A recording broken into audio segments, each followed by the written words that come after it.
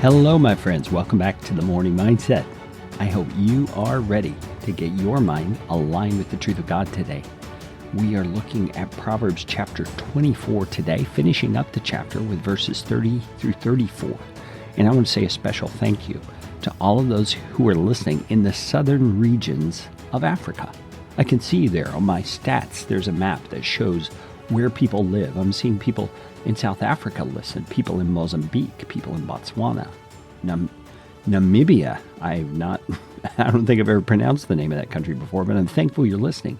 In Angola, in Zambia, in Zimbabwe, just all over the southern region of Africa, there are people listening. If you're a partner in the Morning Mindset, you are supporting us getting the Morning Mindset to those countries. Thank you so much, and thank you for joining us. All right, today we're looking at this section of Proverbs that is going to talk to us about the cost of apathy. Now, first off, we should probably start with a definition. Are you clear on what the word apathy means?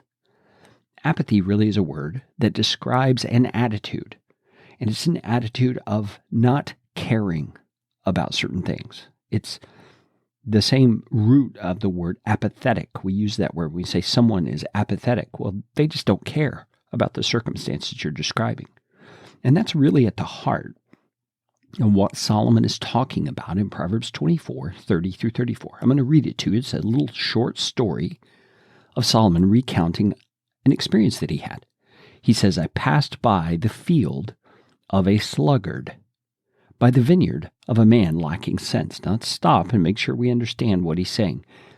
A sluggard is a person who is lazy, and it is the epitome or the example of a person who is apathetic, a person who doesn't care about the circumstances or situation of their life. Many times it's just a plain old laziness that motivates them to be more concerned about doing as little as possible, yet behind it is an apathy. They don't care enough about the responsibilities and the cares of their life that they've been entrusted with.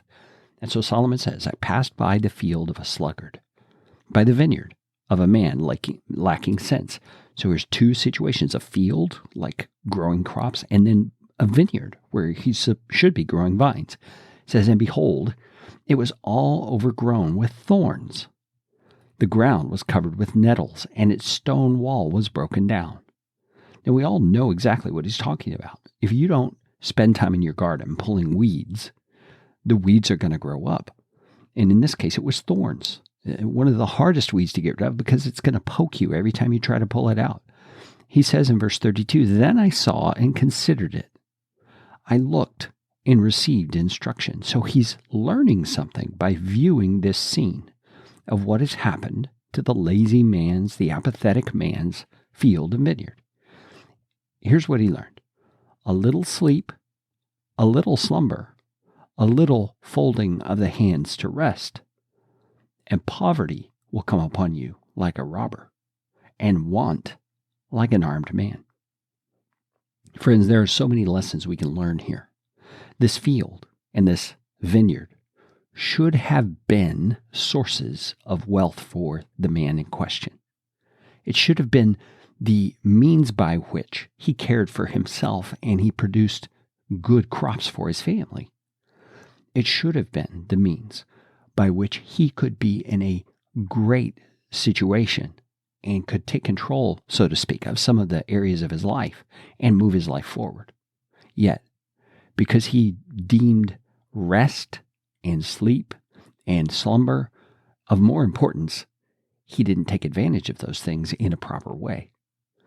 I think another thing that we can notice here is how Solomon says, a little sleep, a little slumber, a little folding of the hands to rest. I think what he's implying is the sluggard thinks he's just doing small things.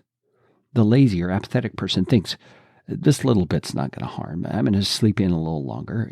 I struggled with this morning. I got out of bed like 45 minutes later than I expected to, just because in my mind, I was not determined to get out of bed. And as a result, my day is a little bit behind schedule, and I've got to get hopping on things.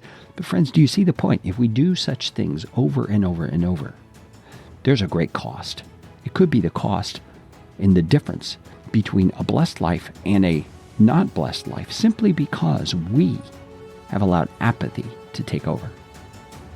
Lord Jesus, you were anything but apathetic when you walked on the planet. You cared, not just about people, which is evident in all the stories and encounters that we hear of how you interacted with people, but also you cared about your Father's plan and your place in it. You took responsibility and you moved forward in obedience, Lord. Show us how our apathy is really an outgrowth of our disobedience, and show us how we can better reflect you in this world in which we live. Jesus, it's in your name we pray. Amen.